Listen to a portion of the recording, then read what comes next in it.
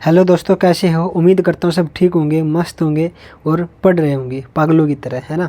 आज का टॉपिक है, क्या टॉपिक है? क्वेश्चन ही है जो प्रीवियस पेपर में आते हैं, वे ही उठाए मैंने आपके लिए। अब देखो एग्ज़ाम आने लग रहे हैं, कम से कम 3-4 एग्ज़ाम है फ़िलहाल में, अभी 1-1.5 महीने में। तैयारी कर लो जम के। ये क्वेश्चन है प्रीवियस ईयर आपकी, मतलब पूरी चांस है पूरे एक पेपर क्वेश्चन पेपर में आने के, पूरे चांस है। क्योंकि जितनी बार एसएससी ने क्वेश्चन उठाए ना, पिछली बार के क्वेश्चन उठाए हैं पिछले बैंकों में से, या तो उनको घुमा फिरा के देगा, कैसे भी देगा, आपने पढ़ने हैं, ठीक है।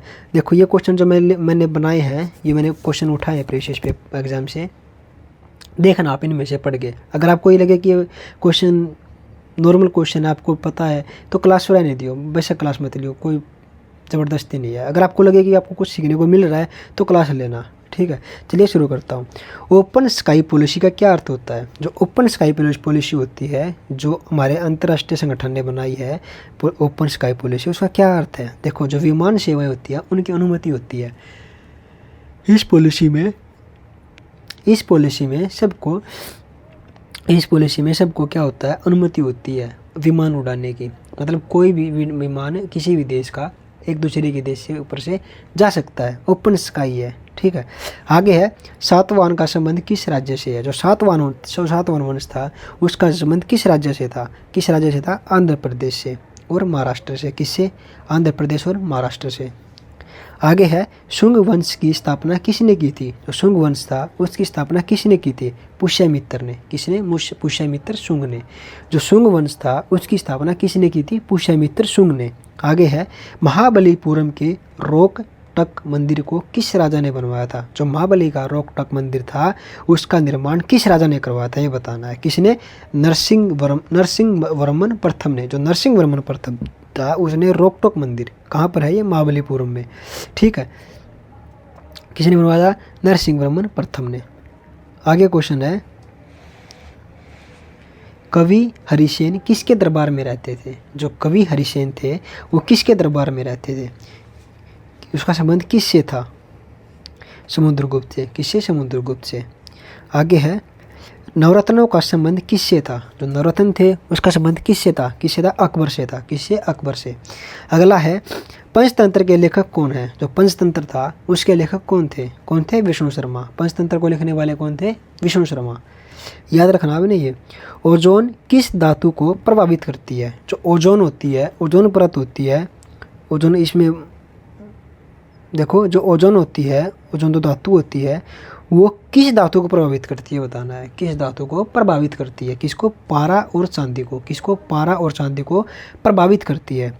आगे है, मूंगफली में कौन सा विटामिन होता है? जो मूंगफली होती है उसमें कौन सा विटामिन पाया जाता है? उसमें पाया जाता है विटामिन B1। कौन सा? Vitamin B1। आगे है, काला पैगोडा कहाँ है? जो काला पैगोडा है वो कहाँ पर है, ये बताना है। कहाँ पर? कोणार्क में। कहाँ पर है? कोणार्क में। अगला क्वेश्चन है, तिराना किस देश की राजधानी है? जो तिराना है वो किस देश की राजधानी है, बताना। किस देश की राजधानी है? अल्बानिया की। किसकी? अल्बानिया की। जो अल्बानिया है उसकी राजधानी क्या है? तिराना। क्या है? तिराना। आगे है, गुगली शब्द का संबंध किस खेल से है? जो गुगली शब्द है उसका संबंध किस खेल से है? किससे है? क्रिकेट से। याद रखना है। अगर आपको लग रहा है कि क्वेश्चन आए थे, आपको पता है, आपने पहले पढ़े हैं, अगर आपको याद है ना तो क्लास छोड़ दो, बेशक मत देखो, मैं ज़बरदस्ती नहीं करता। अगर आपको लग रहा है ना कि आपको कुछ सीखने को मिल रहा है तो क्लास लेना, ठीक है। वरना और टीचर भी बहुत हैं यूट्यूब पे जो आप सबको सिलेबस करवा रहे हैं। अगर आपको लग रहा है ना कुछ सीखने को मिल रहा है तभी क्लास में रुकना। विश्व पर्यटन दिवस कब मनाया जाता है? जो विश्व पर्यटन दिवस है वो कब मनाया जाता है? 27 सितंबर को। देखो जो 27 सितंबर है उसको विश्व का याद रखना है, ये उसका नहीं है, राष्ट्रीय नहीं है, ये विश्व है। पेपर में भी आएगा कि राष्ट्रीय पर्यटन दिवस कब मनाया जाता है और विश्व पर्यटन स्थल। तो आपने याद रखना है, जो विश्व पर्यटन दिवस है वो 27 सितंबर को मनाया जाता है। कब? 27 सितंबर को।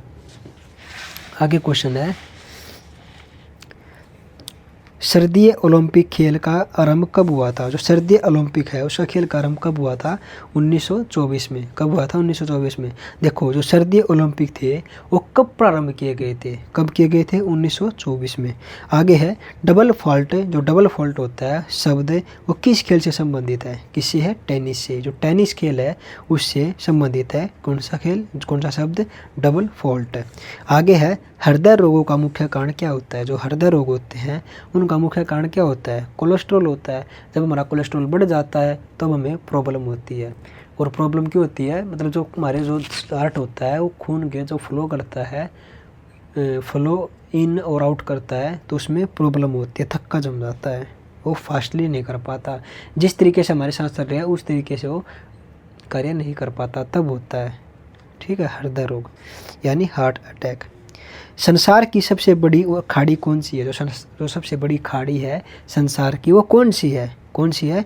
मैक्सिको की खाड़ी। जो मैक्सिको की खाड़ी है वो सबसे बड़ी खाड़ी है। ठीक है, संसार की सबसे बड़ी खाड़ी है। ये मत कहने लग जाए कि बंगाल की खाड़ी है, बंगाल की नहीं है, मैक्सिको की खाड़ी है। भारत संयुक्त राष्ट्र संघ का सदस्य कब बना? देखो जो संयुक्त राष्ट्र संघ क्यों बनाया गया था? देशों में शांति बनाने के लिए। देखो जो शीत युद्ध हुआ था ना, पहले आपने पढ़ा होगा, शीत युद्ध चला था देशों के बीच में, उससे बचने के लिए शीत युद्ध किसके बीच में चला था? संयुक्त राष्ट्र संघ, यूएसएसआर रूस के बीच में और अमेरिका के बीच में शीत युद्ध चला था। शीत युद्ध होता है नीचे के नीचे युद्ध चलना, ऊपर कुछ नहीं, किसी को नहीं दिखते, नीचे नीचे लड़ते रहते हैं, एक दूसरे के खींचातानी रहती है उसमें। ठीक है, तो उस टाइम हुआ था। उससे बचने के लिए ना ये उसने पूरे विश्व में तबाही मचा दी, ये है वो है, सब देशों के एक दूसरे के खिलाफ बना दिए। उस समय पे संगठन बनाया गया था संयुक्त राष्ट्र संघ, ताकि शांति बना सके देशों के बीच में, दूसरे देशों के बीच शांति बन सके। दूसरे सारे देशों के जैसे प्रधानमंत्री या कोई राष्ट्रपति, उनके सदस्य जो उनके मुखिया होते हैं, वे बैठते हैं, उनकी जो बैठक होती है उसमें निर्णय होते हैं, एक दूसरे देशों की सहायता करने के लिए, कदम उठाने के लिए, साथ देने के लिए, सब कुछ होता है उसमें। तो संघ बनाया गया था। कब बनाया गया था? 1945 में। ठीक है, आगे है द्वितीय सिख युद्ध किसके समय हुआ था? देखो जो दूसरा जो सिख युद्ध हुआ था वो किसके समय में हुआ था? उस समय अंग्रेज कौन था जो यहाँ शासन कर रहा था? लॉर्ड डलहौजी। कौन? लॉर्ड डलहौजी। आगे है प्राचीन भारत में नौसेना का सबसे पहले प्रयोग किसने किया था? देखो जो प्राचीन भारत है, प्राचीन भारत था, उसमें जो नौसेना थी, ये क्वेश्चन पहले आया था ना, देखो अब घुमा फिरा के दे दिया। पहले आया था कि नौसैनिक शक्ति कौन सी है? चोल की थी, दक्षिणी भारत के दक्षिण में। अब देखो कैसे घुमा दिया, प्राचीन भारत में नौसेना का सबसे पहले प्रयोग किसने किया था? चोलों ने। किसने? चोलों ने।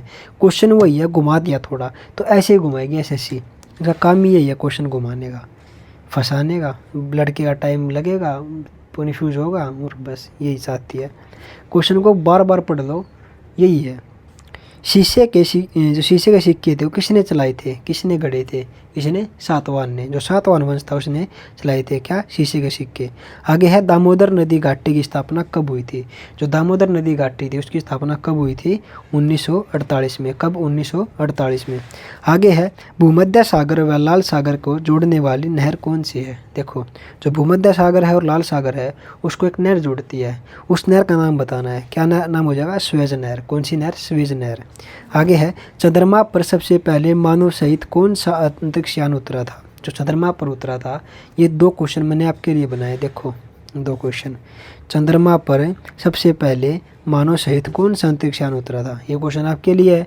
चीन की प्रसिद्ध चीन की जो दीवार है उसकी लंबाई कितनी है, ये बतानी है अपने मील में और किलोमीटर में, दोनों बतानी है। ये दोनों क्वेश्चन मैंने आपके लिए छोड़ दिए हैं, दोबारा पढ़ लो। चंद्रमा पर सबसे पहले मानव सहित कौन सा अंतरिक्ष यान उतरा था, ये क्वेश्चन। और है चीन की प्रसिद्ध जो दीवार है वो उसकी लंबाई कितनी है, ये क्वेश्चन। ये दोनों क्वेश्चन आपने बताने हैं कमेंट बॉक्स में। अगर दोस्तों आपको लगता है कि आपको सीखने को मिला है कुछ, आपको जो 10 मिनट 15 मिनट जो लगी हैं और उसमें आपने कुछ मिला है, आपने कुछ सीखा है, तो क्लास को लाइक करना। अगर आपको लगता है कि नहीं कुछ मिला, टाइम वेस्ट हो गया, तो क्लास को छोड़ के चले जाना। ठीक है, तो बस इतना ही, आगे कल करवाऊँगा अगली वीडियो में।